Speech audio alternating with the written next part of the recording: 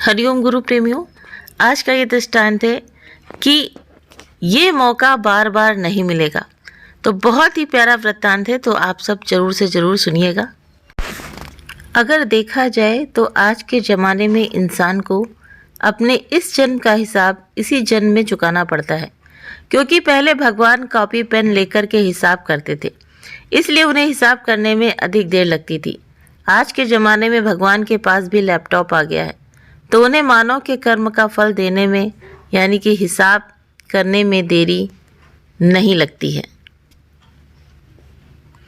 एक बार एक व्यक्ति जिसका नाम रामू था, उसको रास्ते में यमराज मिल जाते हैं। रामू उन्हें पहचान नहीं पाया। यमराज ने रामू से पीने के लिए पानी मांगा। रामू ने बिना कुछ सोचे और बिना एक भी क्षण गवाए यमराज को पानी पिला दिया। पानी पीने के बाद यमराज ने रामू को बता दिया कि वो उसके प्राण लेने के लिए आए हैं, किंतु रामू ने यमराज की प्यास बुझाई है, इसीलिए वो उन्हें अपनी किस्मत बदलने का एक मौका देते हैं। इतना बोलने के बाद यमराज ने रामू के हाथ में एक डायरी दे दी और रामू से कहा कि तुम्हारे पास 10 मिनट का समय है। इस डायरी में तुम जो भी लिखोगे वही सच में हो जाएगा, लेकिन ध्यान रखना कि तुम्हारे पास केवल 10 मिनट ही हैं।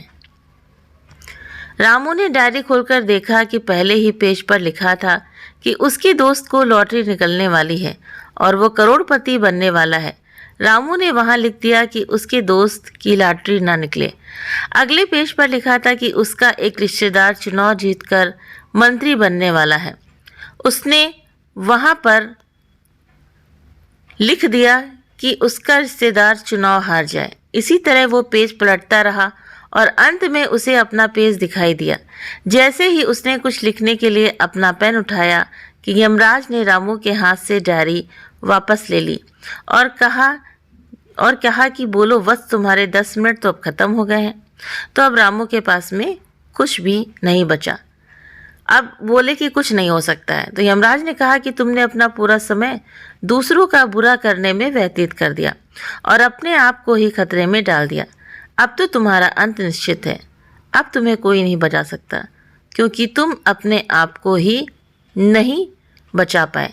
ये सुनकर रामू बहुत ज़्यादा पछताता है, लेकिन अब पछताने से कुछ नहीं हो सकता था, क्योंकि एक सुनहरा मौका उसके हाथ से निकल चुका था। तो इस कहानी से यही सीख मिलती है कि अगर भगवान ने आपको कोई शक्ति दी है तो कभी किसी का बुरा ना सोचें और ना ही किसी का बुरा करें। दूसरों का भला करने वाले सदा सुखी और दूसरों का बुरा करने वाले सदा दुखी ही रहते हैं। इसी तरह से जैसे रामू को यमराज ने एक मौका दिया था, तो ठीक इसी तरह से भगवान ने हमें भी ये मनुष्य जन्म देकर के एक मौका दिया है, एक बहुत बड़ा मौका दिया है भगवान की भक्ति करने का, भगवान तक पहुंचने का। अगर इस मौके को हम गंवाते हैं रामू की तरह, दूसरों की निंदा करने में, दूसरों की चुगली करने में, दूसरों का बुरा सोचने में, तो ये समय हमारे हाथ से निकलता जा रहा है। तो इसीलिए गुरु कहते हैं कि दूसरों की नहीं अपनी देखो।